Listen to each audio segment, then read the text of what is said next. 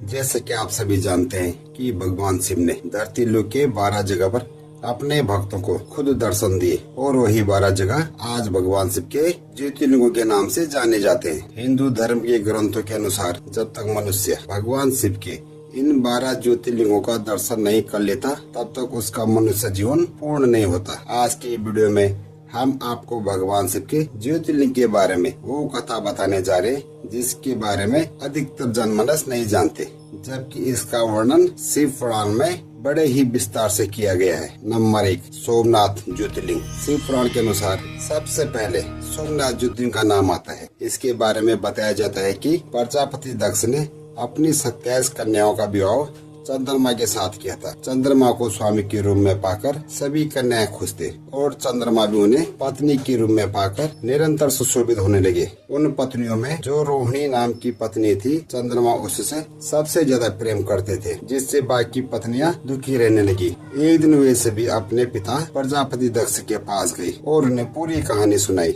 अपने पुत्र की बात सुनकर प्रजापति दक्ष दुखी हो गए। फिर प्रजापति दक्ष चंद्रमा के पास गए और उन्हें समझने लगे कि आपके लिए सब पत्नियां एक समान है। आप ऐसा भेदभाव क्यों करते हो? आपको ऐसा नहीं करना चाहिए। प्रजापति दक्ष के लाख समझाने पर भी जब चंद्रमा नहीं माने तो प्रजापति दक्ष ने चंद्रमा को श्राप दे दिया, जाओ तुम्हें क्षय रोग हो जाए। इतना कहते ही चंद्रमा तुरंत क्षय रोग से ग्रस्त हो गए। चंद्रमा को क्षीण होते ही तीनों लोगों में हाहाकार मच गया। यह देखते ही इंद्र सहित सभी देवतागण और ऋषिगण महर्षि परम पिता ब्रह्मा के पास गए और उन्हें पूरी घटना के बारे में बताया। तब ब्रह्मा जी ने कहा, जो हुआ वो हुआ, उससे पलटा तो नहीं जा सकता, परंतु उसके निवारण के लिए तुम्हें एक उपाय बताता हूँ। चंद्रमा से कहो कि वो परबास नामक शुभ क्षेत्र में जाए और वहाँ विधि पूर्वक महामृत्यु मंत्र का जाप करे और भगवान शिव की आराधना करे। इससे खुश होकर भगवान शिव उन्हें क्षय रोग से रहित कर देंगे। देवताओं के कहने पर चंद्रमा के लगातार 6 मिनट तक तपस्या करने के बाद भगवान शिव वहाँ प्रकट हो गए और कहने लगे, हे चंद्र, तुम्हारा कल्याण हो, हम तुमसे खुश हैं, कहो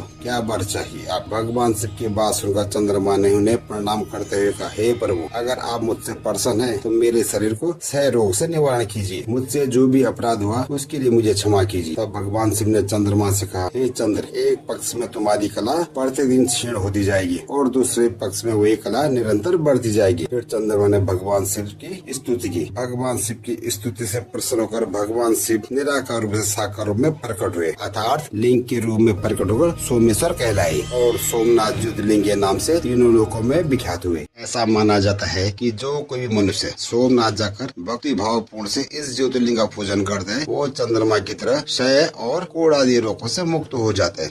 वर्तमान में सोमनाथ ज्योतिर्लिंग गुजरात में स्थित है। नंबर 2, मल्लिकार्जुन ज्योतिर्लिंग। शिव पुराण के अनुसार यह भगवान शिव का दूसरा ज्योतिर्लिंग है। इसके बारे में बताया जाता है कि एक बार भगवान शिव और माता पार्वती के मन में विचार आया, उन्हें अब अपने दोनों पुत्रों का विवाह कर देना चाहिए, किंतु वे दोनों निर्णय नहीं कर पा रहे थे कि पहले गणेश का विवाह करें या कार्तिकेय का। फिर उन्होंने दोनों पुत्र गणेश और कार्तिकेय को अपने पास बुलाया और उनसे कहा, हे पुत्र, तुम दोनों में से जो कोई भी धरती का चक्कर लगाकर पहले लौटेगा उसका विवाह पहले होगा। यह सुनकर कार्तिकेय अपने मोर पर सवार होकर तुरंत धरती का चक्कर लगाने निकल पड़े। वही भगवान गणेश ने सोचा, मेरी सवारी तो मूषक है, अगर पूरी धरती का चक्कर लगाने निकल पड़ा तो मुझे कई वर्ष लग जाएंगे। फिर उन्होंने बुद्धि लगाई और माता पार्वती और भगवान शिव के चारों ओर एक चक्कर लगा दिया। यह देखकर उससे माता पार्वती ने पूछा, हे पुत्र, यह तुमने क्या किया? तो गणेश जी ने दोनों हाथ जोड़ते हुए कहा, हे माते, मेरे लिए तो मेरे माता पिता ही संसार है, इसलिए मैंने आप दोनों का चक्कर लगा दिया। यह सुनकर माता पार्वती और भगवान शिव बहुत प्रसन्न हुए और उन्होंने गणेश का विवाह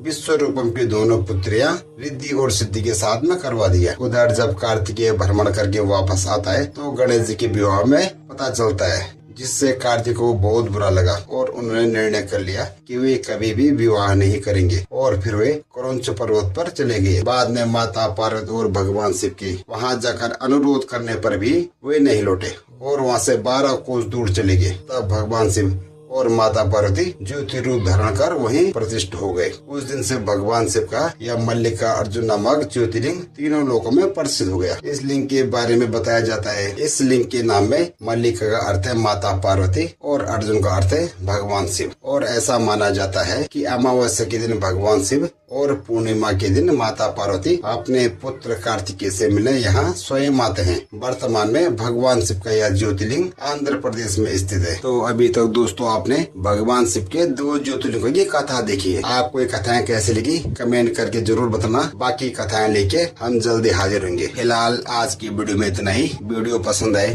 तो वीडियो को लाइक और चैनल को सब्सक्राइब करना ताकि आपको ऐसी कथाएं मिलती रहे।